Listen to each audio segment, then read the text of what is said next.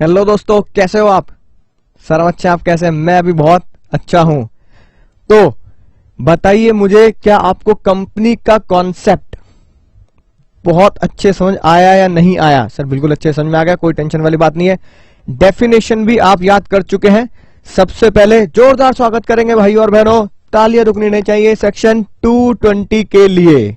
ठीक है, आप समझ चुके हैं, कई बार हमने पिछले लेक्चर में से रिपीट किया है। राइट, सस्ते नशे वाली डेफिनेशन है कि नहीं बात? सस्ता नशा करके जो लोग डेफिनेशन बनाते हैं ना, वो व्हाइटनर आता है ना, व्हाइटनर, है कि नहीं बात? व्हाइटनर को सूंघ के जो लोग नशा करके डेफिनेशन बनाते हैं, ये वो वाली। लेकिन जो व्हाइटनर को नहीं, बिल्कुल होश में रहकर डेफिनेशन बनाई, वो किसने बनाई? यो हनी सिंह, यानी प्रोफेसर हैनी ने। सिंह मत लगा देना, प्रोफेसर हैनी की ही डेफिनेशन सबसे इंपॉर्टेंट है। कंपनीज एंड इनकॉर्पोरेटेड एसोसिएशन, याद आ गया? Artificial person created by law having separate legal entity, perpetual succession and a common seal. Sir याद आ चुकी है बात? तो आज का लेक्चर भाई और बहनों हमें इनके कैरेक्टरिस्टिक पर ही डिवोट करना है। तो चलिए बिना समय गवाए शुरू करते हैं। सर क्या मुद्दे की बातें हैं? मुद्दे की बातें तो मैं आपको पिछले लेक्चर में डिस्कस कर ही चुका हूं, बस डिटेल में इसको थोड़ा सा जानना है। सबसे पहले कंपनी का सेपरेट लीगल एंटिटी क्या है? सेपरेट लीगल एंटिटी, या फिर साथ साथ इसके साथ साथ हमें क्या पढ़ना है? आर्टिफिशियल जुडिशियल पर्सन, यानी कि ये लिखे भले ही दूर दूर हैं, लेकिन नलायकों ये है एक ही थाली के चट्टे बट्टे। ठीक है ना? राइट, एक कंपनी जो क्या है? सेपरेट लीगल एंटिटी है, अलग से उसका अस्तित्व है।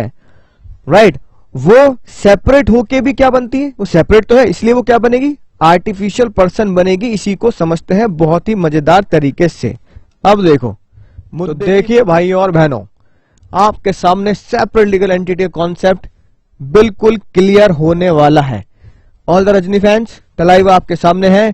क्या ये फिल्म में तो रजनीकांत है, लेकिन क्या फिल्म के अकॉर्डिंगली, राइट, ये कौन है? सर फिल्म के अकॉर्डिंगली इनको हम नाम देते थे चिट्टी, यानी कि ये एक रोबोट है। ठीक है जी, रोबोट है चिट्टी। अब समझना ध्यान से, आप ये बात बिल्कुल आसानी से समझने वाले हैं इस कॉन्सेप्ट को, इसी से आपको बात समझ में आ जाएगी। सेपरेट लीगल एंटिटी अगर कॉन्सेप्ट करें तो सेपरेट लीगल एंटिटी, देखो तीन शब्द है, सेपरेट लीगल एंटिटी। इसमें से मैं लीगल वर्ड को हटाता हूं, क्या वर्ड लेता हूं? एक सेपरेट और एक एंटिटी। समझ रहे बात? फिलहाल हम क्या ले रहे हैं? फिलहाल हम दो बातों को ले रहे हैं। एक तो हम ले रहे हैं एंटिटी, राइट, और साथ साथ क्या वर्ड ले रहे हैं? सेपरेट।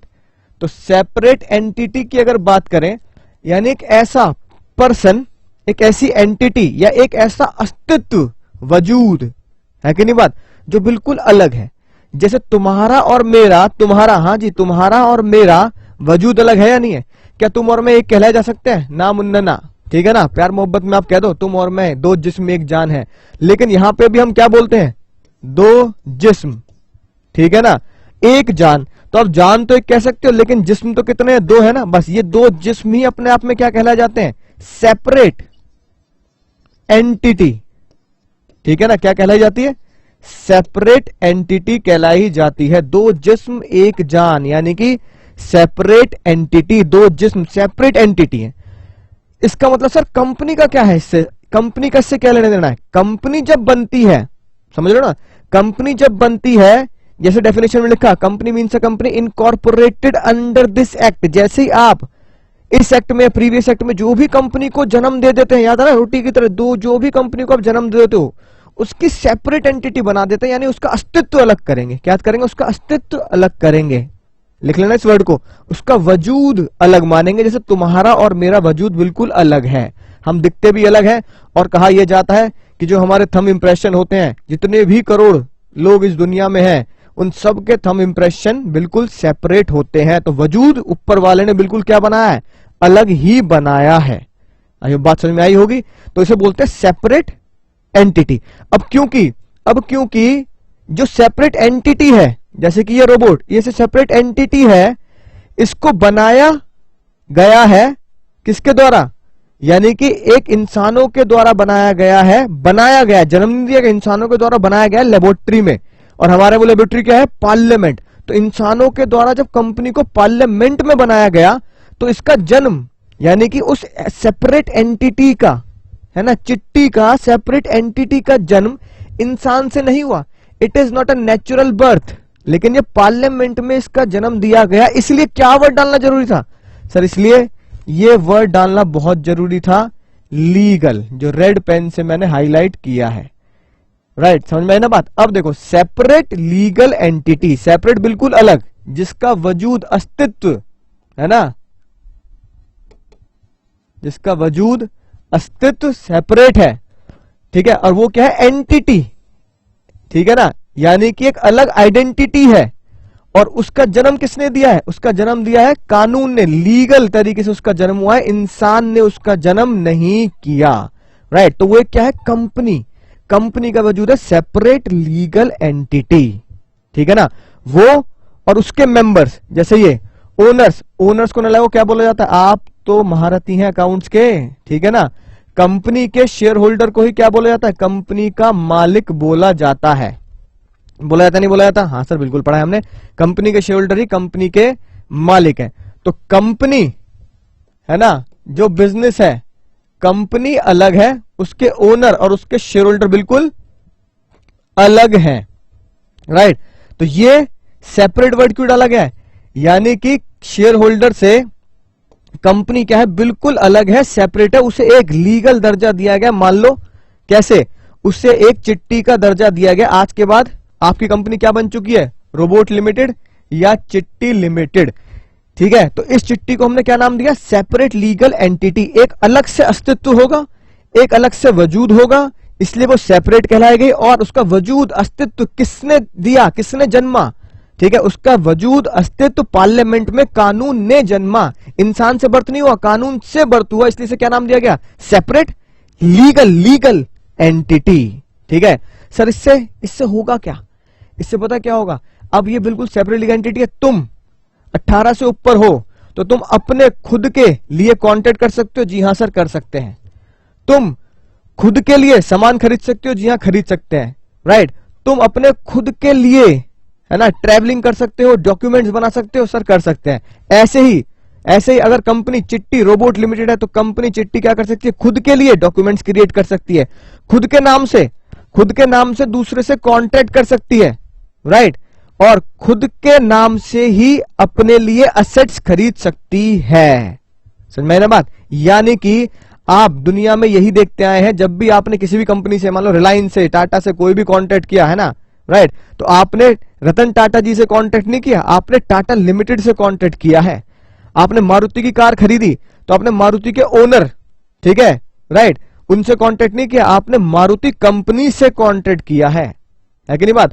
आपने रिलायंस के जियो का सिम लिया, ओ जियो दन दना दन, है ना, तो आपने जियो का जो सिम लिया है वो मुकेश अंबानी जी से कॉन्ट्रैक्ट नहीं किया, आपने रिलायंस से कॉन्ट्रैक्ट किया है। ठीक है, तो ये बात तो हम कॉन्ट्रैक्ट एक्ट के पहले लेक्चर में ही समझ चुके थे कि rights and obligation of a person और अ कॉर्पोरेट, कि कॉन्ट्रैक्ट राइट्स और ऑब्लिगेशन इंसानों के लिए भी देता है और कॉर्पोरेट के लिए भी देता है। क्योंकि कॉर्पोरेट को क्या माना जाता है? क्योंकि कॉर्पोरेट को भी एक अलग सेपरेट आइडेंटिटी माना जाता है। राइट, इतनी बात समझ में आती है? सब बिल्कुल समझ में आती है, टेंशन वाली कोई बात है ही नहीं। फिर बिल्कुल उससे लिंक करके मैंने आपको क्या पढ़ाया था? इसे सेपरेट लीगल एंटिटी के साथ वो आर्टिफिशियल जुडिशियल पर्सन है। आर्टिफिशियल पर्सन, जुडिशियल मतलब वही जो कानून के थ्रू, है ना, अस्तित्व में आया है। तो दो वर्ड पे गौर देंगे, आर्टिफिशियल और पर्सन। अब ये बताओ क्या चिट्टी ह्यूमन है? ना मुन्ना ना। आर्टिफिशियल पर्सन देखो दिख रहा है तुम्हारे सामने, ठीक है ना, क्या है? आर्टिफिशियल बंदा है। रोबोट को क्या बोल दिया सर? आर्टिफिशियल है। ठीक है जी, बात आर्टिफिशियल है कि नहीं है? तो आर्टिफिशियल और साथ साथ इसको क्या बोला सर? पर्सन भी है। तो चिट्टी इज अ आर्टिफिशियल पर्सन, यानी एक ऐसा इंसान, ठीक है, जो दिखता इंसान की तरह है, काम बिल्कुल इंसान की तरह करेगा, असेट्स खरीदेगा भी, कॉन्ट्रैक्ट करेगा भी, लेकिन वो आर्टिफिशियल है। आर्टिफिशियल का मतलब पता क्या हुआ? वो सांस नहीं ले सकता। समझ लो ना, सांस नहीं ले सकता। राइट, जैसे ही वो एक किसमें कन्वर्ट हो जाएगा? Legal, separate entity legal convert कर दिया जाएगा। तो सेपरेट एंटिटी में कन्वर्ट होते ही वो आर्टिफिशियल बंदे का रूप ले लेगा। राइट, और क्या कर सकता है, वो सारे काम कर सकता है जो इंसान करता है, लेकिन कुछ काम जो इंसान करते हैं अलग से वो नहीं कर सकता। या जैसे कि खाना, अब इसे खाना खिलाओगे, चिट्टी खाना थोड़ी खाता, चिट्टी को तो तार लिया और ले, शौक लगा लगा लगा लगा, है ना, चार्ज कर दिया। दूसरा सांस लेना, सबसे इंपॉर्टेंट, ह्यूमन किस पे चल रहा है, ऑक्सीजन पे चल रहा है, सांस पे चल रहा है, सांस लेने हमारे लिए सबसे ज्यादा जरूरी है, ठीक है। चिट्टी सांस नहीं लेता, तो आर्टिफिशियल पर्सन खाना नहीं खाएगा, आर्टिफिशियल पर्सन इंसान की तरह पानी नहीं पिएगा, आर्टिफिशियल पर्सन, ठीक है ना, आर्टिफिशियल पर्सन इंसान की तरह सांस नहीं लेगा, और आर्टिफिशियल पर्सन इंसान की तरह शादी भी नहीं करेगा। चाहे चिट्टी की शादी करा दो, मिस्टर चिट्टी मिस चिट्टी, है कि नहीं बात, चिट्टी के लिए कोई चुटिया पकड़ लो आप, ठीक है, ऐसा नहीं हो सकता, है कि नहीं बात। यानी कि इंसान के अंदर फीलिंग्स है और भगवान ने सेंसेस दिए, चिट्टी के अंदर फीलिंग नहीं होगी, राइट, और उसको सेंसेस नहीं मिले हैं, इसलिए इसको क्या नाम दिया गया, इसलिए इसको क्या नाम दिया गया, आर्टिफिशियल जुडिशियल पर्सन। समझ गए बात। यानी कि artificial judicial person separate legal entity, ये एक ही थाली के चट्टे बट्टे हैं, ठीक है ना, आर्टिफिशियल जुडिशियल पर्सन और सेपरेट लीगल एंटिटी। अब आप समझ चुके हैं, separate legal entity separate entity है, और जो सेपरेट एंटिटी अस्तित्व में आई है, जो सेपरेट एंटिटी अस्तित्व में आई है कानून के द्वारा, उसे आर्टिफिशियल ही बोला जाएगा, एज अ नेचुरल ह्यूमन नहीं बोल सकते, इसलिए इसे दूसरा नाम क्या दिया गया, आर्टिफिशियल पर्सन। आई होप बात आपको बहुत अच्छे समझ में आ चुकी होगी, राइट। तो देखते हैं सर क्यों आपने बताया, क्या कुछ ऐसे ही लिखा है, हाँ जी, कुछ ऐसे ही लिखा है, देखो ना क्या लिखा है, देखो क्या लिखा है, separate legal entity, that means legally separated from the members, यानी कि जो कंपनी है वो उसके मेंबर्स का मतलब यहां क्या है, शेयर होल्डर, वो अपने शेयर होल्डर से बिल्कुल सेपरेट एंटिटी है, यानी शेयर होल्डर और कंपनी का सेपरेट अस्तित्व है, सेपरेट वजूद है कि नहीं बात। दो अलग अलग जिस्म की तरह दोनों बिल्कुल अलग अलग माने जाते हैं, चाहे शेयर होल्डर ने पैसा कैपिटल ही क्यों ना लगाई हो, ठीक है जी बात। दूसरा देखो, artificial judicial person, company can act through human agency only, यानी कि वो एक आर्टिफिशियल पर्सन है, चिट्टी एक आर्टिफिशियल पर्सन है कि नहीं बात, लेकिन ये काम कैसे करेगा, नलायक कोई काम कैसे करेगा, लेकिन ये काम करेगा सर थ्रू ह्यूमंस, है ना, ह्यूमंस के द्वारा ही उसका काम चलेगा, ह्यूमंस के द्वारा ही चिट्टी काम करेगा। यानी कि जब तक जो प्रोफेसर डॉक्टर थे रजनीकांत, जब तक इसमें वो चाबी नहीं भरेंगे ना, तब तक ये चलेगा नहीं, यानी जब तक चार्ज नहीं करेंगे तब तक ये चलेगा नहीं, सॉफ्टवेयर तो उसके अंदर इंस्टॉल करना ही पड़ेगा ह्यूमंस के द्वारा, ठीक है, राइट। तो यही बात तो बता रहा हूं मैं आपको। कंपनी कैन कॉन्ट्रैक्ट, सबसे इंपॉर्टेंट बात, क्योंकि वो आर्टिफिशियल पर्सन है, बिल्कुल आर्टिफिशियल पर्सन है, उसको अस्तित्व अलग दिया है, इसलिए कंपनी कॉन्ट्रैक्ट कर सकती है, कंपनी किसी के ऊपर केस भी कर सकती है, एंड बी स्यूड, और कंपनी के ऊपर भी कोई केस कर सकता है इन इट्स ओन नेम। तो कॉन्टेंट मैंने आपको बताया था, अरबाज खान के ऊपर जो केस हुआ था वो एक्चुअली में अरबाज खान के ऊपर नहीं था, वो Arbaaz Khan productions private limited के ऊपर था। मुन्नी बदनाम हुई डार्लिंग तेरे लिए, तो झंडू बाम हुई डार्लिंग तेरे लिए, झंडू बाम कंपनी ने ऊपर केस किया कि आपने हमारा ब्रांड नेम गलत तरीके से इस्तेमाल किया है। इसका मतलब क्या है कि Zandu balm limited versus Arbaaz Khan productions private limited, तो वो केस क्या बना था, कंपनी वर्सेस कंपनी, यानी कि public company versus private company का वो केस बना था। बात समझ में आ गई।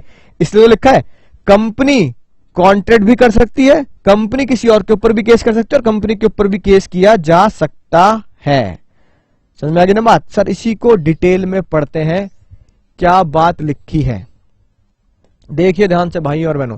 सेपरेट लीगल एंटिटी, चलो ऊपर देखते क्या लिखा है। We have seen the definition given the company from a layman point of view and legal point of view, but the company form of organization has certain distinctive features that help us to understand the real, है ना, realms का मतलब होता है area, Hindi में बोले तो क्षेत्र, है कि नहीं बात, क्षेत्र ऑफ अ कंपनी।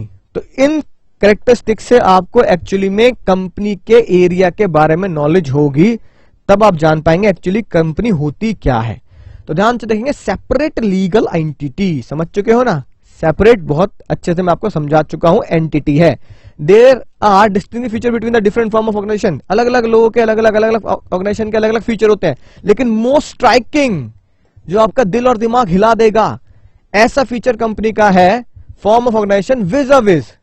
विज़-अ-विज़ को लिखेंगे एज कंपेयर टू, विज़-अ-विज़ का मतलब होता है as compare to the other organisation. अगर आप उसको देखेंगे तो अदर ऑर्गेनाइजेशन से जो उसका मेन स्ट्राइकिंग फीचर है वो है unique character of being separate legal entity, यानी कि उसका अलग से अस्तित्व होना, लीगल एंटिटी, उसका अलग से वजूद है ना, उसका अलग से अस्तित्व होना, right. In other words when a company is registered, जैसे कंपनी रजिस्टर्ड हो जाएगी, ठीक है, क्लोथ, उसे कपड़े पहना दिए जाते हैं लीगल पर्सनैलिटी के, यानी कि उसका भी बिल्कुल ऐसे ही ध्यान रखा जाता है जैसे इंसानों का, उसको भी कपड़े पहना दिए जाते हैं वर्चुअली, है ना, कि उसको देखा जाता है भाई ये कंपनी है, इससे बात कर सकते हैं ना, जैसे भाई ये, अब मैंने कहा ये कंपनी है एक, चलिए क्या लिया है कि नहीं बात, ये कंपनी है, आज के बाद कोई से बोतल नहीं बोलेगा, ये मेरी प्यारी सी कंपनी है ना, कोई बोतल नहीं बोलेगा। इसको मैंने क्या किया, इसको मैंने क्लोथ विद लीगल पर्सनैलिटी, इसको मैंने कपड़ा पहना दिया, ये कपड़ा किस चीज का, लीगल पर्सनैलिटी का है। आज के बाद इसको कोई बोतल नहीं बोलेगा, आज के बाद इसको कंपनी बोलेंगे, इसके ऊपर कपड़े पहनाए जा चुके हैं लीगल पर्सनैलिटी का, अब ये लीगल पर्सनैलिटी है, आप इससे बात कर सकते हैं, बिल्कुल ह्यूमन समझे इसे, आप इंसान समझे इसे, इंसान, ठीक है ना। बेटा कुछ दिक्कत है, देखो अब ये बोल भी रही है, सर क्या बताऊं बस, है ना, मुंह खोल दो। बहन कैसी है तू, ठीक ठाक काम चल रहा है, बहुत अच्छे से काम करना है हमें, ठीक है ना, बहुत ध्यान रखना है, कोई भी फ्रॉड नहीं होना चाहिए, कोई बेईमानी नहीं होनी चाहिए, ईमानदारी से काम करेंगे, शेयर होल्डर का पैसा जो है टाइमली डिविडेंड देना है, प्रॉफिट अच्छे से कमाना है ताकि वो हमसे खुश रहे, ठीक है, राइट। खाना वाना खाया, खाना नहीं सर, खाना नहीं खाती मैं, अरे हाँ बोल तो रही है, खाना नहीं खाती मैं, पानी में नहीं पीती, ठीक है, तो फिर असेट खरीद ली कोई, हाँ सर कंपनी के नाम पे ऑफिस खरीदा है, वेरी गुड, है कि नहीं बात, असेट खरीद ली, कोई कॉन्ट्रैक्ट, हाँ सर एक कॉन्ट्रैक्ट भी किया है मैंने, किसके साथ, कुछ लोगों के साथ कॉन्ट्रैक्ट किया कंपनी में असेट वगैरह खरीदने का, अरे हाँ कॉन्ट्रैक्ट तो करना पड़ेगा तभी तो असेट खरीदोगी, ठीक है, तो बेटा राइट, आज से तुम हमारी कंपनी हो, हम तुम्हारा पूरा ख्याल रखेंगे, चिंता मत करो, दिलो जान से, है ना, तुम्हारी सेवा की जाएगी, राइट। आज से तुम इंसान की तरह ही हमारे लिए हो, तुम्हें कोई भी कुछ बोलेगा मेरे दिल पे लगेगी बात, ठीक है, तुम मेरे लिए बिल्कुल बच्चे की तरह हो, तो कंपनी बिल्कुल बच्चे की तरह होती है, समझ में ना बात। मैं कौन हुआ, मैं जिसने कंपनी बनाई, अगर मैंने कंपनी बनाई है, मान लो इसका नाम मैंने रखा अंकुर लिमिटेड, अंकुर, मैं इंसान ह्यूमन, मैंने इसका नाम भी क्या रखा, अंकुर लिमिटेड, और मैंने कंपनी बनाई है, ठीक है ना, तो मैं पता कौन होऊंगा, मैं होऊंगा कंपनी का मेन शेयर होल्डर, या मैं होऊंगा कंपनी का प्रमोटर, जिसने कंपनी को बनाया, प्रमोट किया। आगे पढ़ेंगे इस कॉन्सेप्ट को और डिटेल में, जो बात आपको समझ में आ चुकी होगी, रख दूं बेचारी, है ना, परेशान हो रही है, तुम यहां रहो आराम से, ठीक है, अरे गिरना नहीं, ठीक है, यहां रहना है ना। अब देखो कपड़े पहना दिए किसके, लीगल पर्सनैलिटी के, जैसे उसने वो कपड़े पहन लिए लीगल पर्सनैलिटी के, it comes to have the almost the same rights, उसके सारे राइट्स हो चुके हैं, जैसे उसने कपड़े पहन लिए लीगल पर्सनैलिटी के, उसके सेम राइट्स हैं, सेम पावर है जैसे तुम्हारे और मेरे हैं, राइट। बस ये सांस ही नहीं ले रही, बाकी सब कुछ सेम हमारे जैसा ही है। It's existence is distinct and separate from its member, यानी कि भले ही मैंने इसको पैसा दिया, इसमें पैसा लगाया, तो ये कौन बन गई, कंपनी, और मैं कौन हो गया, मेंबर यानी शेयर होल्डर, राइट। लेकिन इसकी पर्सनैलिटी मुझसे क्या मानी जाएगी, बिल्कुल अलग मानी जाएगी। अपनी कंपनी कैन ओन, यानी ये अपने नाम से प्रॉपर्टी खरीद सकती है, ठीक है, और इसने कहा भी ऑफिस खरीदा है सर, अपने नाम से बैंक अकाउंट, पैसे कहां से दिए हैं भाई बालक, पैसे कहां से दिए, सर अपने खाते से दिए। लोन वोन की जरूरत पड़ी थी क्या, नहीं, बिना लोन के कर रहे हैं काम, तो लोन भी ले सकती है, लायबिलिटी भी ले सकती है, और अपने नाम से ही, ए लिमिटेड के नाम से ही कॉन्ट्रैक्ट भी कर सकती है, ठीक है। प्यारी सी बच्ची है, बहुत बात कर ली, मुंह बंद कर देते हैं इसका, राइट। अब देखो इट इज, अब आप बात बिल्कुल अच्छे समझ चुके, it is at law a person is different all together from the subscriber, subscriber कौन हो गए, ठीक है ना, टू द मेमोरेंडम, जिसने कंपनी के मेन डॉक्यूमेंट पे साइन किए हैं।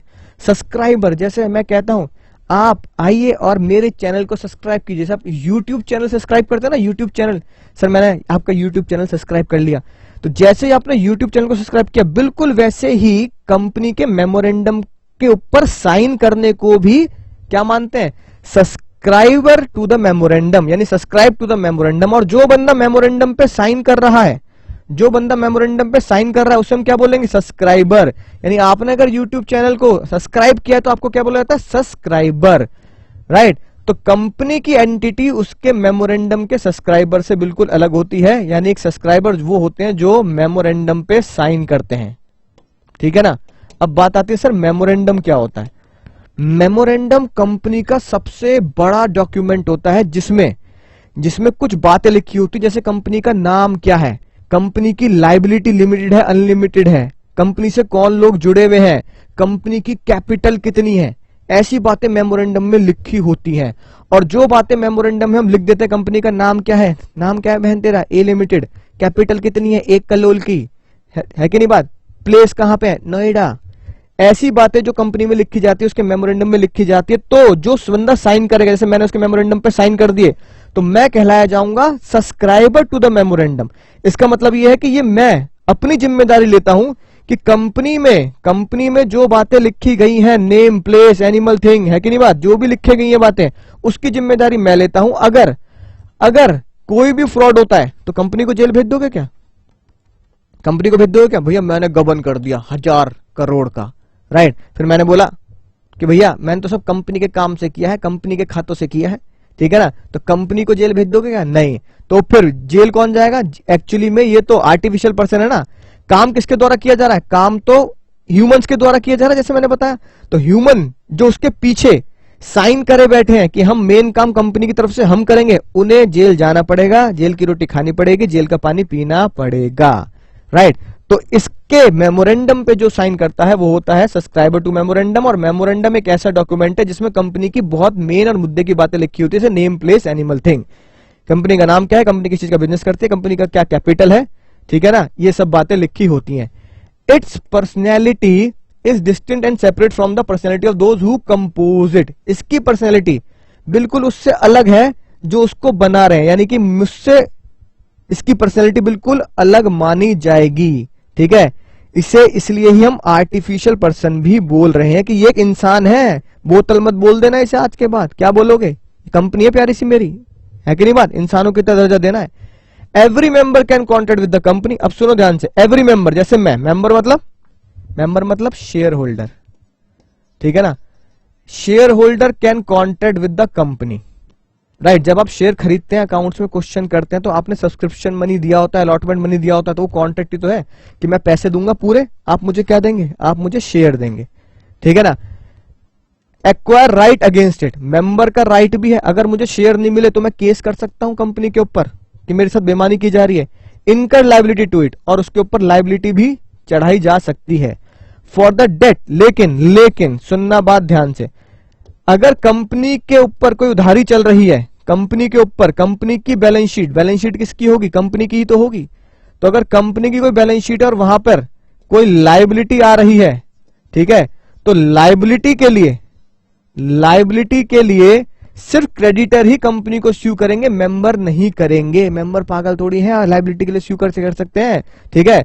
यानी एक तरीके से देखा जाए तो पैसा किसका लगा है, मेंबर का ही लगा है। कंपनी के ऊपर अगर कोई भी आंच आई तो पैसा किसका डूबेगा, शेयर होल्डर का, मेंबर का ही तो पैसा डूबेगा।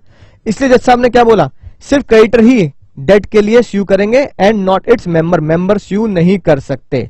जो बात मैंने आपसे बोली, देखो वही बात लिखी है, ठीक है। Companies can capable owing, enjoying and disposing of property in its own name, अपने नाम से सब कुछ करती है, मैं आपको बता चुका हूं, है ना, ये बोल भी रही थी, सर मैंने ऑफिस भी लिया है। Although the capital asset contribute by the share holder, पैसा कौन देता है, पैसा तो कंपनी में हम दे रहे हैं, शेयर होल्डर, मैंने शेयर ले रखे रिलायंस के, पैसा तो हम दे रहे हैं। आपने अकाउंट से क्वेश्चन किए, पैसा कैपिटल किसने लगाया, इंसानों ने लगाया, उसे हम शेयर होल्डर बोला, है कि नहीं बात।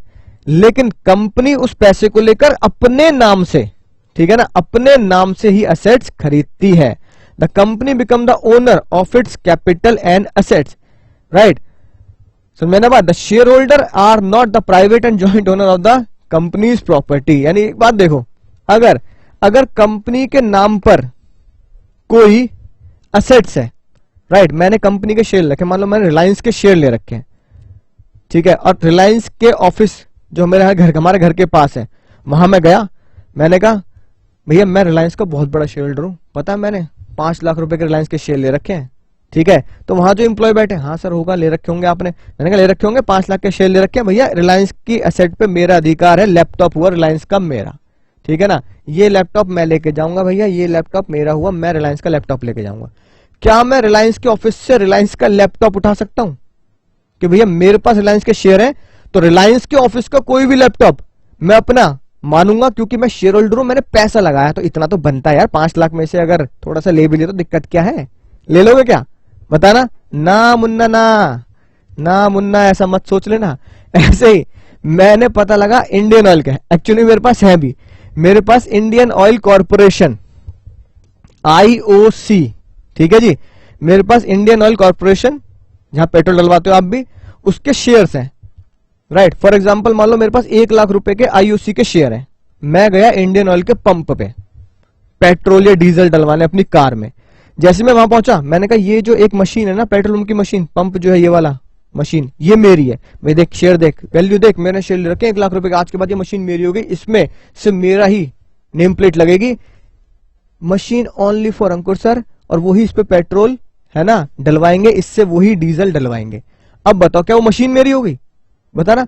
शेयर होल्डर अगर मैं हूं तो क्या शेयर होल्डर होते हुए भी मैं कंपनी की असेट पे अधिकार रख सकता हूं? ना मुन्ना ना, मेरे पास कोई राइट नहीं है कि मैं रिलायंस के ऑफिस में घुसकर लैपटॉप ले आऊं, भैया रिलायंस का शेयर होल्डर हूं, लैपटॉप दे दो एक, या फिर मैं IOC पेट्रोल पंप पे जाऊंगा और क्या बोलूंगा, पेट्रोल पंप मेरा नहीं है लेकिन एक मशीन मेरी होगी, इतने के तो शेयर मैंने ले रखे हैं, जब सबने करना, ऐसे काम नहीं करना।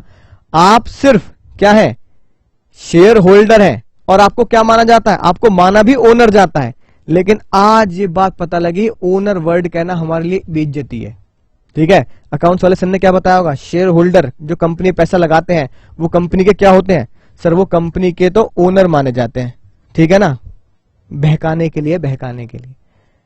एक बात बताओ, अगर मुझे शेयर होल्डर, मैं तो एक शेयर खरीद लूं तो भी मुझे शेयर होल्डर बोला जाएगा और मुझे ओनर बोला जाएगा, तो अगर मैं किसी भी कंपनी के शेयर खरीद के उसका मालिक बन गया, ओनर बन गया, ठीक है ना, वो सिर्फ पता क्या है, वो सिर्फ किताबी बातें हैं, प्रैक्टिकल लाइफ में आप ओनर सिर्फ पैसों से रिलेटेड ही है, यानी कि आप सिर्फ ओनर पता किसके लिए माने जाते हैं, वोट करने के लिए। सुन लेना ध्यान से, बहुत राज की बात है, कोई बताएगा नहीं आपको, ये बहुत राज की बात है, सिर्फ वोट करने के लिए मैं ओनर सेंस में बोला जाता हूं, एक्चुअली मैं कंपनी के एसेट्स का मालिक ही नहीं हूं। अगर मैं ओनर हूं, अगर मैं ओनर हूं तो मैं यूज क्यों नहीं कर सकता कंपनी के एसेट्स को, ना आप मुझे लैपटॉप दे रहे, ना मुझे पेट्रोल की कोई मशीन दे रहे, दे तो रहे नहीं हो आप, है कि नहीं बात, तो फिर मुझे ओनर क्यों कह रहे हो, ओनर कहने तो बेइज्जती है। अब मेरे पास पता, मैं अगर आप मोबाइल दिखाऊं अपना तो आपको दिखेगा कि मैंने कम से कम 25-30 कंपनी के शेयर ले रखे हैं, तो मैं पता क्या बोलूंगा, ऐसे मत समझ लेना, पता है 30 कंपनी का मालिक हूं मैं, रिलायंस, टाटा, महिंद्रा, ऐसी ऐसी कंपनी के शेयर ले रखे हैं मैंने, टॉप कंपनी के इंडिया के, मारुति, है कि नहीं बात, सब इन सब के शेयर ले रखे हैं मैंने, तो रिलायंस, महिंद्रा, मारुति, इन सब का शेयर वो हूं मैं मालिक, तो शेयर होल्डर को मालिक बोला जा रहा है, तो मैं शेयर होल्डर की जगह अपना क्या नाम यूज कर रहा हूं, मालिक हूं, मैं मालिक हूं, तो लोग तुम हंसोगे नहीं हंसोगे, ऐसे लोग भी हंसेंगे क्या बोल रहा है, ये भी शेख चिल्ली है बिल्कुल, है कि नहीं बात। तो एक्चुअली में मालिक वर्ड देना, ओनर वर्ड देना किताबी बातें होती हैं, आप प्रैक्टिकल लाइफ में मालिक नहीं होते। शेयर ले लो, चुपचाप घर बैठ रहो, है ना, रॉब नहीं जमाना कि मैं मालिक हूं कंपनी का।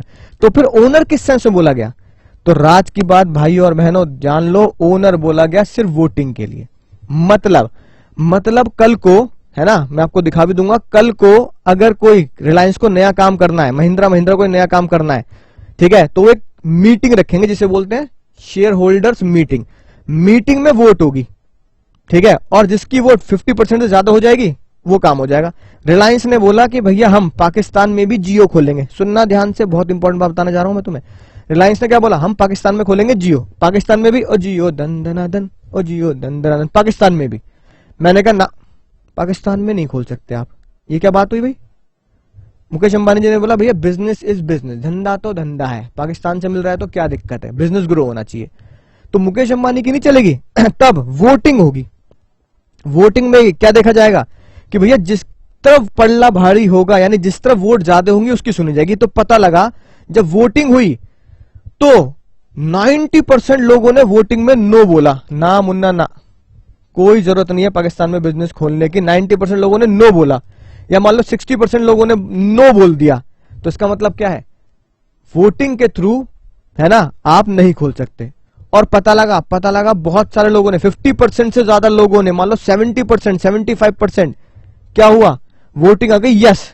तो तुम और मैं कितनी ही देशभक्ति दिखा दें, लेट जाए, जान दे दें अपनी, लेकिन वोटिंग के हिसाब से, कानून के हिसाब से यस में वोटिंग आई है, यस का पलड़ा भारी है, तो पाकिस्तान में सिम बिकेगा, जियो खुलेगा। यानी कि तुम और मैं मालिक है सिर्फ किसमें, वोट देने में। जो तुम और मैं बोलेंगे ना वोटिंग में हाँ, तो हाँ होगी, और तुमने मैंने बोल दिया ना, तो ना होगी। बस मेजॉरिटी इकट्ठी करनी है। मेजॉरिटी आप जानते हैं, मोर देन 50% इकट्ठे करने हैं। आई होप बात आपको समझ में आ चुकी होगी डिटेल में। इससे देखो क्या लिखा है, इसलिए ही लिखा है share holder are not the private और joint owner of the company's property. Share holder भले कंपनी के मालिक कह दिए जाएं, लेकिन वो कंपनी के प्रॉपर्टी के ओनर नहीं माने जाते।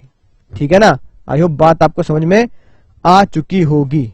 राइट, आगे देखते हैं। पहले इसी से रिलेटेड जो चीज है पहले वो पढ़ते हैं, उसके बाद मैं आपको एक बहुत ही मजेदार केस पढ़ाने वाला हूं। जो क्या लिखा है, आर्टिफिशियल लीगल पर्सन। ठीक है जी बात, आर्टिफिशियल लीगल पर्सन क्या लिखा है, a company is an artificial person as created by process other than the natural birth. यानी कि कानून इसका जन्म देता है, नेचुरल बर्थ नहीं होता। ये बात डिस्कस कर चुके हैं। इसलिए हम क्या बोलेंगे, कंपनी लीगल या जुडिशियल, यानी कि आर्टिफिशियल जुडिशियल पर्सन कह दो, आर्टिफिशियल लीगल पर्सन कह दो, इसलिए उसकी आइडेंटिटी लीगल होती है। हम डिस्कस कर चुके हैं बिल्कुल डिटेल में।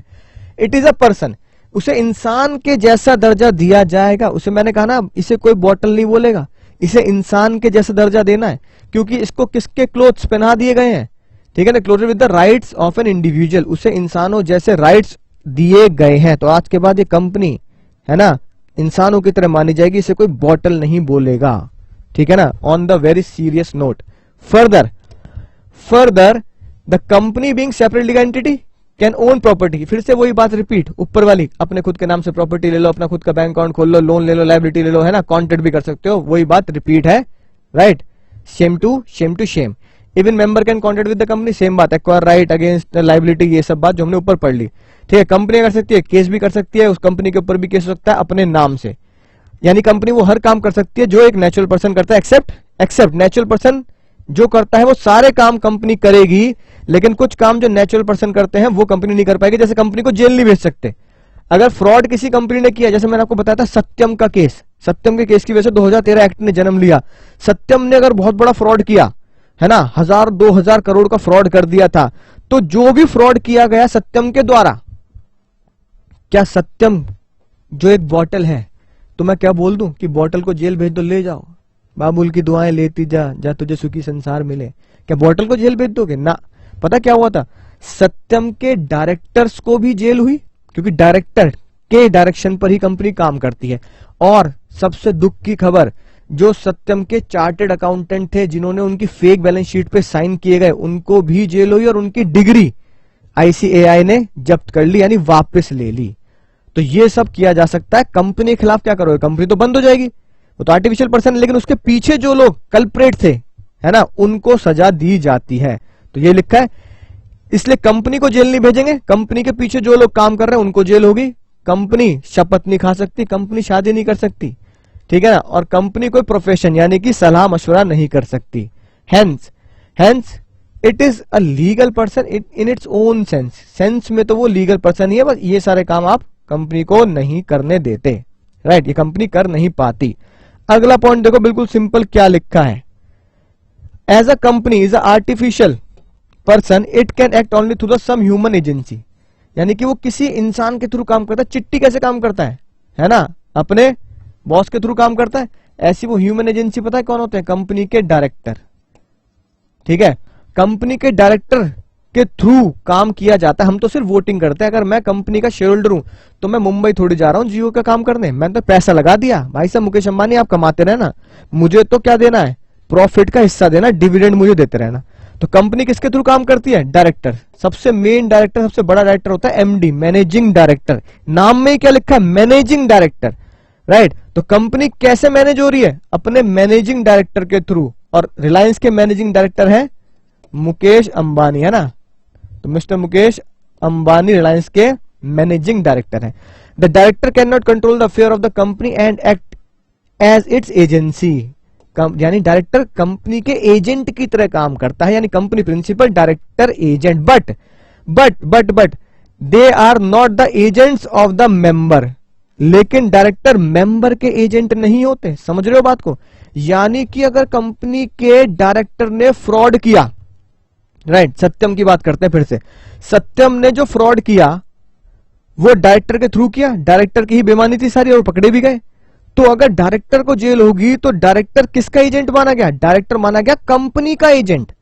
यानी एजेंट और प्रिंसिपल का रिश्ता है म्यूचुअल एजेंसी। याद आ गया? म्यूचुअल एजेंसी का जो रिश्ता है वो कंपनी और डायरेक्टर के बीच में, डायरेक्टर और मेंबर्स के बीच में नहीं है। मैंने सत्यम के शेयर ले रखे थे, ठीक है, मान लो मैंने सत्यम के 100 शेयर ले रखे थे, उनकी वैल्यू थी मान लो 1 लाख रुपए।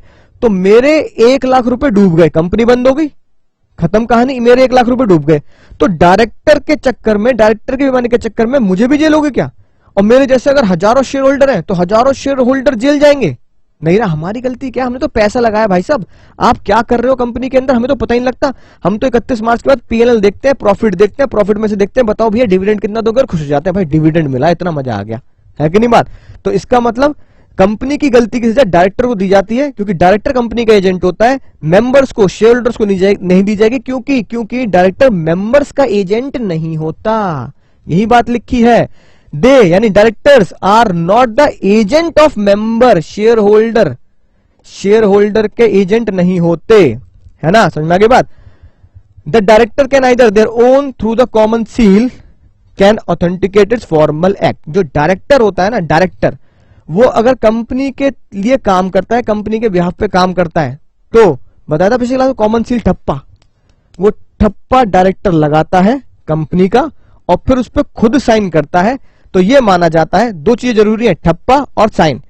तो अगर ठप्पा लग के साइन होगा तो ये माना जाएगा कि ये काम कंपनी के द्वारा किया गया है, सेपरेट लीगल एंटिटी के द्वारा किया गया है, चिट्ठी के द्वारा किया गया है, इसके द्वारा किया गया है, ठीक है। इसको ऑथेंटिकेट किसने किया? इसके काम को डायरेक्टर ने। मैं as a director of a limited इस बात की श्योरिटी, गारंटी, ऑथेंटिकेशन देता हूं कि इसके जो भी काम है वो मेरी देखरेख में होते हैं। तो काम इसके हैं, नाम इसका है, ठीक है ना, असेट भी इसकी है, लायबिलिटी भी इसकी है, सब कुछ कॉन्ट्रैक्ट भी इसके हैं, पर गारंटी ऑथेंटिकेशन मैंने दी है एज अ डायरेक्टर कि मैं इसके बिहाफ पे काम करता हूं। आयो बात आपको समझ में आ चुकी होगी। इसलिए कॉमन सील ही हमारा अगला कॉन्सेप्ट आता है, ठीक है। दस a company called an artificial person. अब आती है बात सर कॉमन सील यानी कि कंपनी की स्टैम्प, कंपनी का ठप्पा, right. A company is a artificial person. ये बात समझ में आ चुकी है। कंपनी क्या है? आर्टिफिशियल पर्सन है, सांस नहीं ले रही पर अस्तित्व दे दिया गया है, वजूद दे दिया गया है, ठीक है ना, right. It is not bestowed with the body of natural being, यानी कि उसकी ह्यूमन बॉडी नहीं है, आर्टिफिशियल बॉडी है। देयरफॉर वो किसके थ्रू काम करेगी? वो काम तो ह्यूमन बीइंग के थ्रू ही करेगी। जो कौन है अभी हमने पढ़ा, वो ह्यूमन बीइंग कौन है? अभी ऊपर पढ़ा, डायरेक्टर के थ्रू काम करेगी। इसलिए कंपनी की खुद की कोई सेपरेट एंटिटी नहीं है, पर वो काम कंपनी का है। ये प्रूफ कैसे होगा? ठप्पे से होगा, ठप्पे से यानी कि कॉमन सील से, स्टैंप से।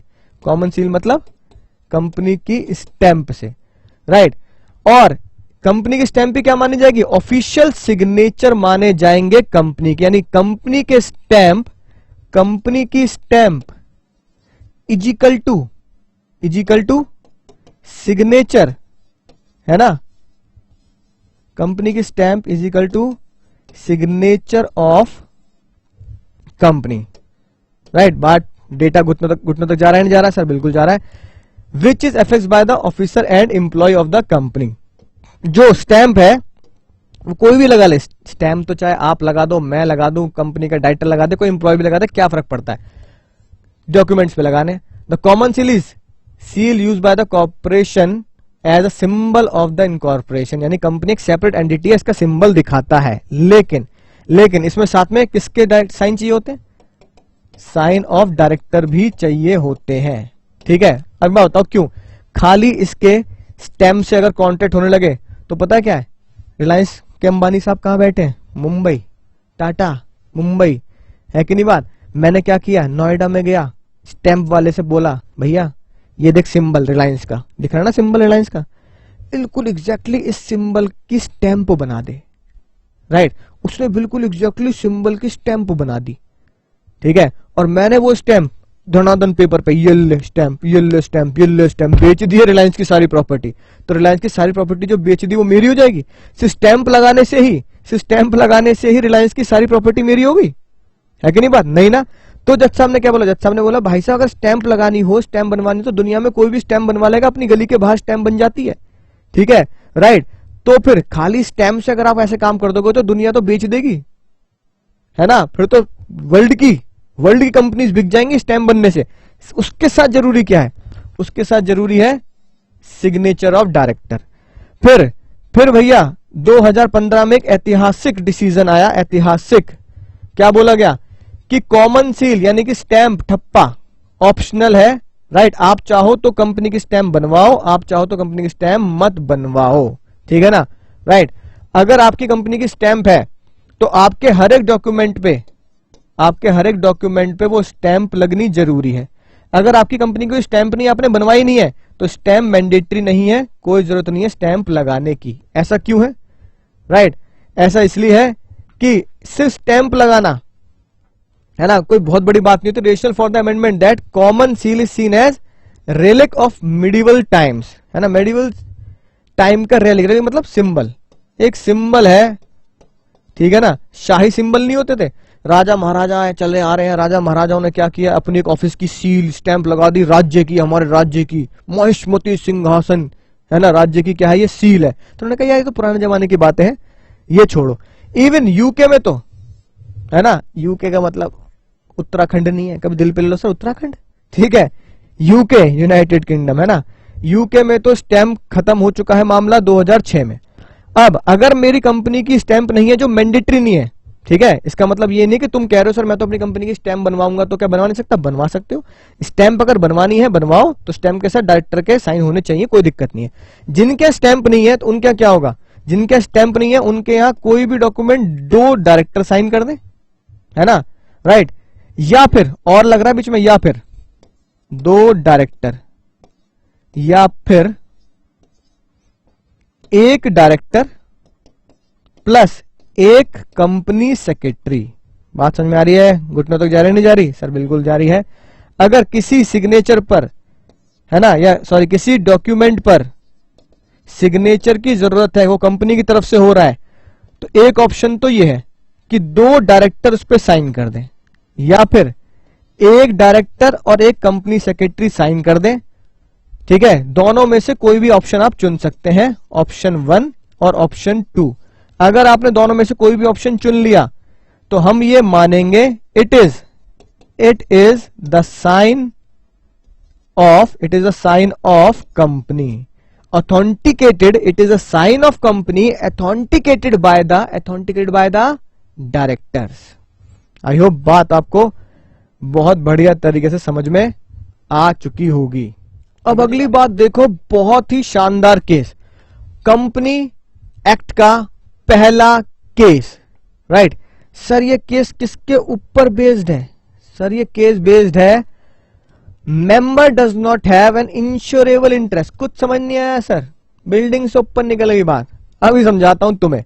केस का नाम देखो क्या है, Macaura versus northern assurance company limited 1925। क्या याद रखेंगे? मैकॉरा, ठीक है, versus northern assurance company limited. Case देखो क्या, केस में भैया बहुत ही जबरदस्त बात हुई। ये भाई साहब, ये पता कौन है? ये मैकॉरा है जो ऐसे करके मुस्कुरा रहे हैं, ये भाई साहब मैकॉरा, राइट। इनकी बैलेंस शीट है, लेकिन ये बैलेंस शीट किसकी है? एम लिमिटेड की। मैकॉरा ने क्या कंपनी खोली? मैकॉरा ने खोली एम लिमिटेड। तो मुझे बताओ, मैकॉरा अलग हुआ और एम लिमिटेड एकदम अलग हुई, अलग हुई कि नहीं हुई? सर बिल्कुल अलग हुई, बिना किसी टेंशन के। राइट। बिजनेस किसका करता था मैकोरा? मैकोरा बिजनेस करता था टिम्बर का, ठीक है, लकड़ियां काटता था, लकड़ी की काठी काठी पे घोड़ा, है ना, तो लकड़ी की काठी बनाता था, टिम्बर बिजनेस करता था। बात समझ में आ रही है? हाँ सर बिल्कुल समझ में आ रही है। अब मैकोरा टिम्बर का बिजनेस कर रहा है, लेकिन कंपनी है एम लिमिटेड, यानी कि मैकोरा अलग, मैकोरा अलग, राइट, और कंपनी उसकी अलग, बोथ आर सेपरेट एंटिटी। ये अलग एंटिटी है और एम लिमिटेड तो सेपरेटली का एंटिटी है, दोनों अलग अलग एंटिटी है। अब उसके गोडाउन में बहुत सारी लकड़ियां पड़ी हैं, लकड़ियां पड़ी हैं उसके गोडाउन में। उसने सोचा यार गोडाउन में आग लग गई, ठीक है, राइट, बारिश आ गई या कोई नेचुरल क्लैमिटी आ गई, कहीं ऐसा ना हो कि सारा का सारा सामान जल जाए, इंश्योरेंस करा लेता हूं। सुनना बहुत ही जबरदस्त बात। अब भाई साहब इन्होंने पता क्या किया, मैकोरा भाई साहब ने इंश्योरेंस कराया, कंपनी के पास गए, वो कंपनी थी नॉर्दर्न एश्योरेंस कंपनी, ठीक है ना, नॉर्दर्न एश्योरेंस कंपनी। मैकोरा ने प्रीमियम भरना शुरू किया। किसने प्रीमियम भरा? मैकोरा ने, ठीक है जी बात। ह्यूमन बीइंग मैकोरा खुशी खुशी प्रीमियम भर रहा है कि भैया कभी कोई दिक्कत हुई तो मेरी एसेट्स बची रहेगी, स्टॉक बचा रहेगा। प्रीमियम भरना शुरू किया। अब स्टॉक किसके नाम पे? टिम्बर किसके नाम पे? टिम्बर है on the name of Macaura limited. जितने भी टिम्बर है, स्टॉक है, वो मैकोरा लिमिटेड के नाम पर है। इतनी बात समझ में आ रही है? हाँ सर बिल्कुल समझ में आ रही है। अब हुआ क्या, हादसा हुआ, आग लग गई, आग, ठीक है जी, आग लग गई और सारी की सारी लकड़ियां जल गई, एक्सीडेंट हो गया। अब मैकोरा कह रहा कोई टेंशन वाली बात नहीं है, टेंशन नहीं लेने का, ठीक है ना, इंश्योरेंस की चाबी निकाली, बिल्कुल कांजीलाल मेहता की तरह जमीन खोदी, इंश्योरेंस की चाबी निकाली, इंश्योरेंस वाले से पैसा लेंगे, चिंता मत करो, ठीक है ना। फायर ब्रेकआउट हो गई, आग लग गई, इंश्योरेंस वाले के पास गए। मैकोरा ने बोला भाई साहब मेरा स्टॉक खराब हो चुका है, मैंने इंश्योरेंस करा रखा है, ऐसा करो इंश्योरेंस निकालो, इंश्योरेंस निकालो। अब कंपनी वाले, ठीक है ना, कंपनी वाले, इंश्योरेंस कंपनी वाले वो होशियार निकले। इंश्योरेंस कंपनी ने ये बोला कि भाई साहब हम इंश्योरेंस नहीं दे सकते आपको, right sir, no insurance paid, हम आपको इंश्योरेंस नहीं देंगे, ये कंपनी वालों ने बोल दिया। बहुत ही भयानक बात। अब ये बहुत गुस्से में कह रहा क्या बोल रहा है ये, क्या बोल रहा है, इतने साल से प्रीमियम भरता रहा हूं, इंश्योरेंस नहीं देगा। बात कहां तक पहुंची? दूर तक, दूर तक मतलब कोर्ट तक बात पहुंची। पहले आप खुद सोच के देखो, सुनना बहुत ध्यान से, बहुत ही मजेदार केस है, वन ऑफ द, है ना, फाइनेस्ट केस, जो मतलब सुन के पढ़ के मजा, आत्मा को तसल्ली होती है। अब बताओ इंश्योरेंस कंपनी को पैसे देने पड़ेंगे नहीं देने पड़ेंगे? राइट, डिटेलिंग आपको मैंने बताई दी है, ध्यान से बताओ इंश्योरेंस कंपनी को पैसे देने पड़ेंगे या नहीं देने पड़ेंगे? मैकोरा एम लिमिटेड के टिम्बर है, ठीक है, उनमें आग लग चुकी है, राइट, प्रीमियम, है ना, जिंदगी भर तक मैकोरा ने कंपनी को प्रीमियम भरा है कि नहीं बात, और जब आग लगी तो कंपनी ने मना कर दिया इंश्योरेंस देने से, तो प्रीमियम मैकोरा खुद भर रहा था कंपनी को, ठीक है ना। चलो हिंट देता हूं, प्रीमियम भर रहा था मैकोरा ऑन इट्स ओन नेम, यानी कि प्रीमियम मैकोरा के नाम से जा रहा था। यही छुपी है राज की बात, ठीक है। नालायक को अब भी नहीं पहचान रहे? हे भगवान, क्या दिन देखने को मिल गया मुझे, ये नालायक बच्चे पहचान नहीं रहे। क्या इंश्योरेंस प्रीमियम देना पड़ेगा? नहीं देना पड़ेगा? इंश्योरेंस प्रीमियम देने के बाद क्या कंपनी को, इंश्योरेंस कंपनी को मैकोरा को पैसे देने पड़ेंगे? देने पड़ेंगे भैया, देने पड़ेंगे। प्रीमियम नहीं भर रहा क्या? बिल्कुल गलत जवाब, लगा लो काटे। सुनो ध्यान से, खतरनाक चीज सुनना। जब ये बात सामने आई तो इनके वकीलों ने, जो बहुत मतलब हाईली क्वालिफाइड मुझे लगे, इन्होंने पता क्या बोला? इन्होंने बोला असेट किसकी जली? असेट किसकी खराब हुई? कंपनी की। असेट जो खराब हुई वो असेट खराब हुई एम लिमिटेड की। किसकी खराब हुई? एम लिमिटेड की, यानी कि एक सेपरेट लीगल पर्सनैलिटी की असेट खराब हुई, इसकी असेट खराब हुई, ठीक है, राइट। तो अगर इसकी एसेट खराब हुई है तो पैसे किसको देने हैं? इस कंपनी को देने हैं। तो प्रीमियम कौन भरेगा? प्रीमियम कौन भरेगा? प्रीमियम तो कंपनी के द्वारा भरा जाना चाहिए, है कि नहीं बात? तो एसेट खराब हुई एम लिमिटेड की, ठीक है, तो प्रीमियम भी किसे देना चाहिए था? एम लिमिटेड को देना चाहिए था। प्रीमियम भी किसे देना चाहिए था? एम लिमिटेड को देना चाहिए था। प्रीमियम कौन दे रहा है? प्रीमियम दे रहा है मैकोरा अपने नाम से। मैकोरा कह रहा भैया क्या बोल रहे हो, समझ में नहीं आ रहा, कैसी बातें कर रहे हो ये, ठीक है। वो कह रहा हाँ मैं प्रीमियम दे रहा हूं, मैं प्रीमियम दे, अच्छा मैं प्रीमियम दे रहा हूं ना, तो मैं कंपनी का मेजर शेयर होल्डर हूं, 99.99% शेयर मेरे नाम पे, मैं प्रीमियम दे रहा हूं, तो भैया अब तो पैसे मिलने चाहिए, नहीं मिलने चाहिए, तो शेयर होल्डर हूं।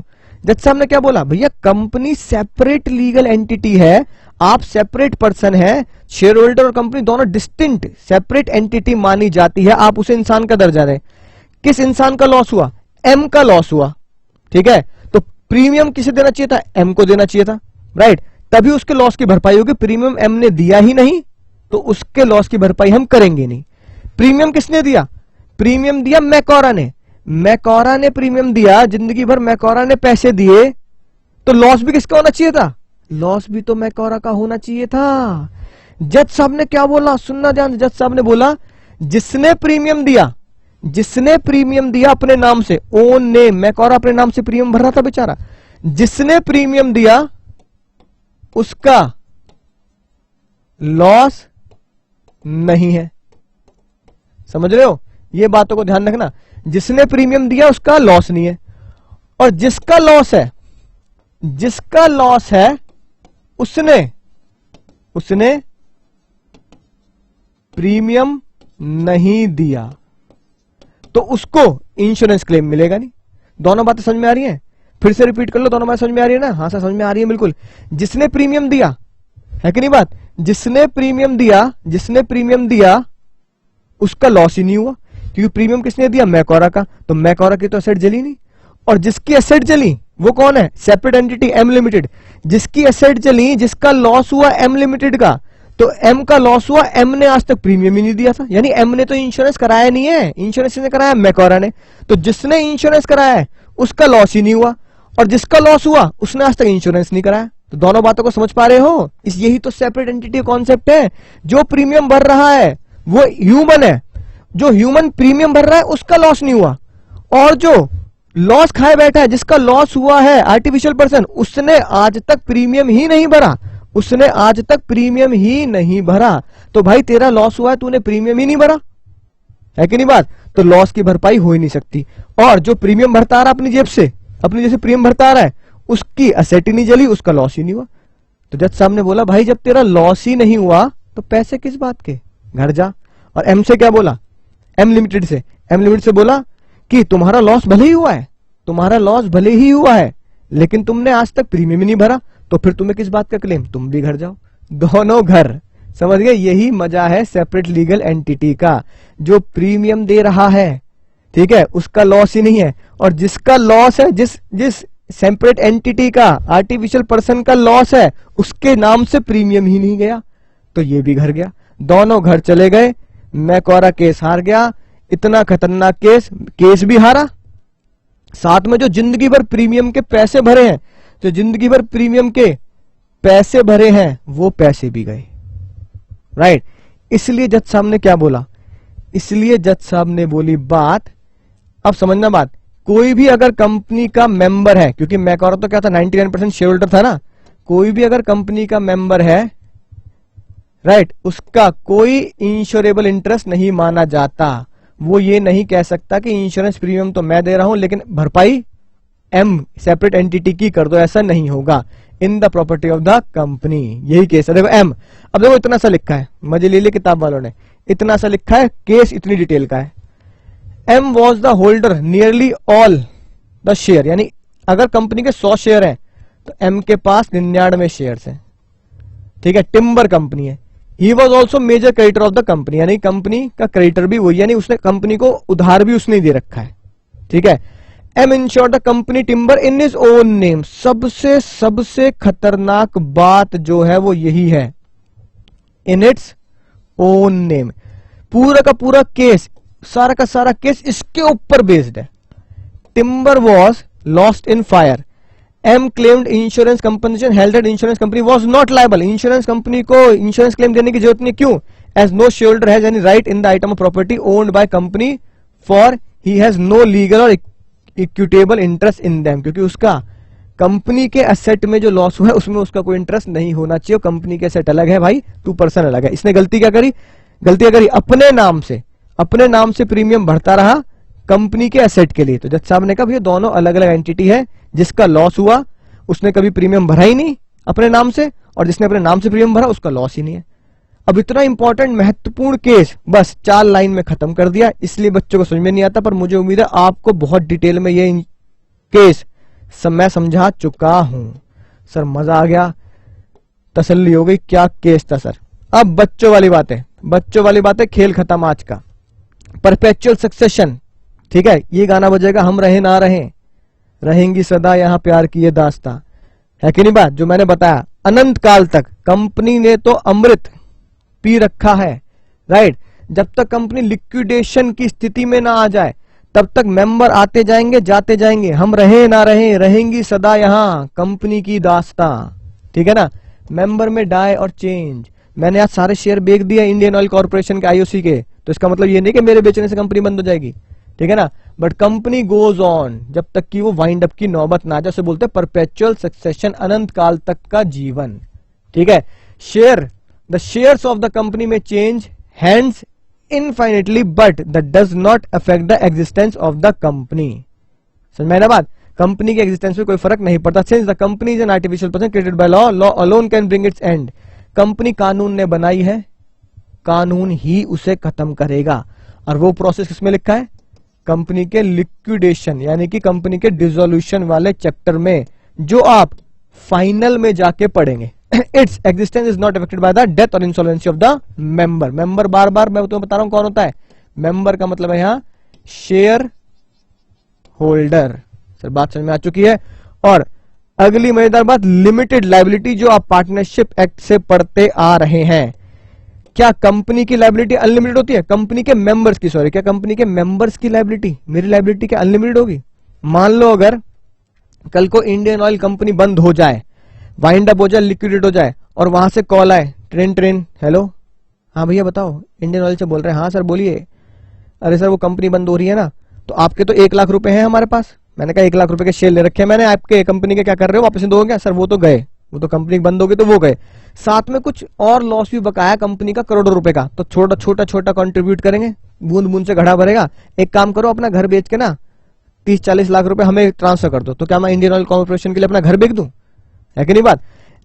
यानी कि अनलिमिटेड लायबिलिटी में तो पार्टनर के घर से पैसा जाता है कि नहीं बात. बच्चों के खिलौने, टीवी, फ्रिज, छोटे की चांदी की चम्मच, बीवी के गहने, है ना, बीवी नहीं, बच्चे नहीं, उनके गहने, कोई बीवी बच्ची बेच दो, है ना, उनके गहने वगैरह सब बिकेंगे और लायबिलिटी पे ऑफ होगी. लेकिन कंपनी में जितना पैसा मैंने लाख रुपए आईओसी को दे रखा है, सिर्फ वही डूबेगा. है कि नहीं बात. छोटे बालक की चम्मच चांदी की, बीवी के गहने, टीवी, फ्रिज, लैपटॉप सब बचा रहेगा. इसे बोलते हैं लिमिटेड लायबिलिटी. आप अच्छे से जानते हैं, कोई ज्यादा डिटेल बताने की जरूरत है ही नहीं. The liability of the member depend upon the kinds of company for which he is a member. We know that company is separate legal entity which is distinct from its member. Sir कितनी बार बोलोगे एक ही बात बार बार, ठीक है. पहला point पढ़ो ध्यान से.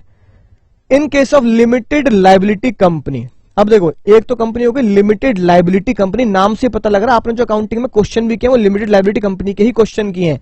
यानी कंपनी के मेंबर्स की, शेयर होल्डर्स की लायबिलिटी लिमिटेड होती है, घर से पैसा नहीं देना, ठीक है.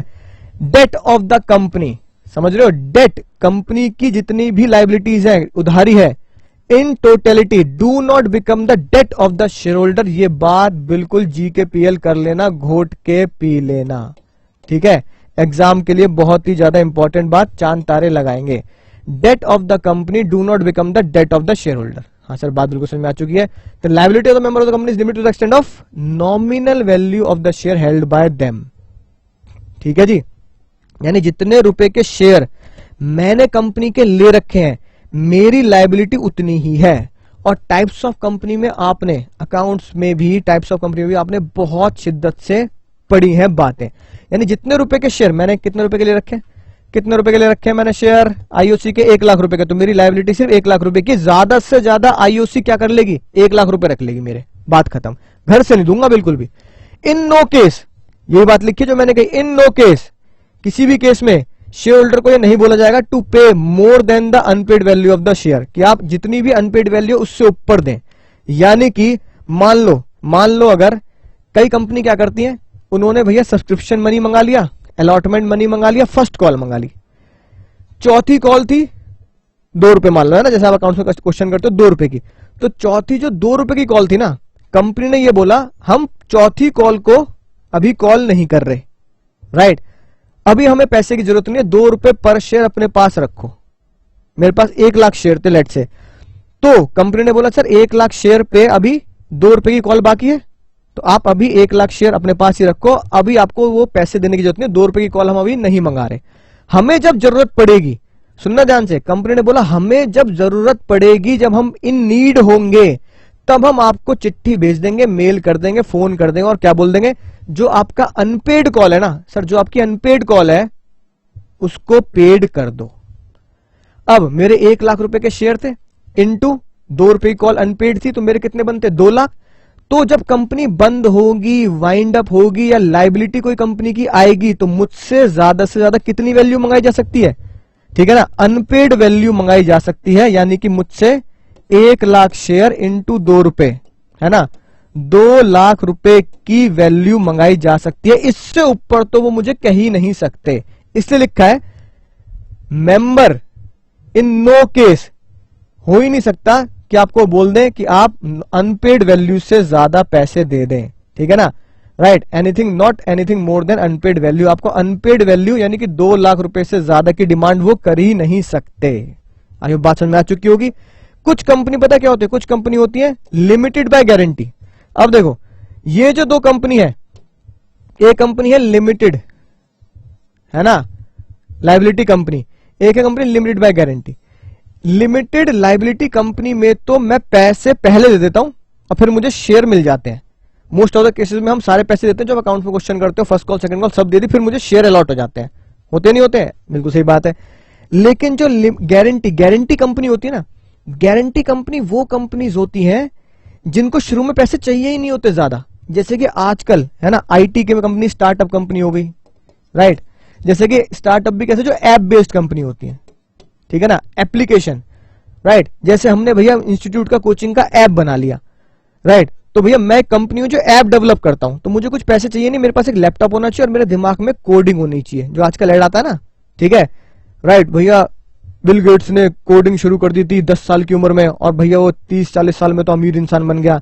ऐसे अपने बच्चे को अभी से ही कोडिंग सिखाएं और उसको ऐप बनाओ, टीवी में ऐड भी आते रहते हैं, आपस में क्यों लड़ रहे हैं, ठीक है, अरे मेरे बच्चे ने ना 5-7-8 साल का बच्चा, उसने ऐप बनाई है, उसके लड़ने की ये ऐप वो खरीदना चाहते हैं, राइट, ऐसे ही ऐप बनाने की वाली कंपनी है, राइट, ऐप बना दी, पैसा क्या चाहिए, कुछ भी नहीं चाहिए। जब एड्स में दिखा रहे हैं कि एक बच्चा, एक छोटा बच्चा ऐप बना सकता है, तो घर में बैठ के आप ऐप बना रहे हैं, कंप्यूटर चाहिए, तो कोई पैसे नहीं चाहिए ना, तो उन्होंने बोला कि भाई पैसे हमें अभी चाहिए ही नहीं, क्योंकि हमारी कंपनी ऐसी है जिसमें पैसे की रिक्वायरमेंट होगी नहीं।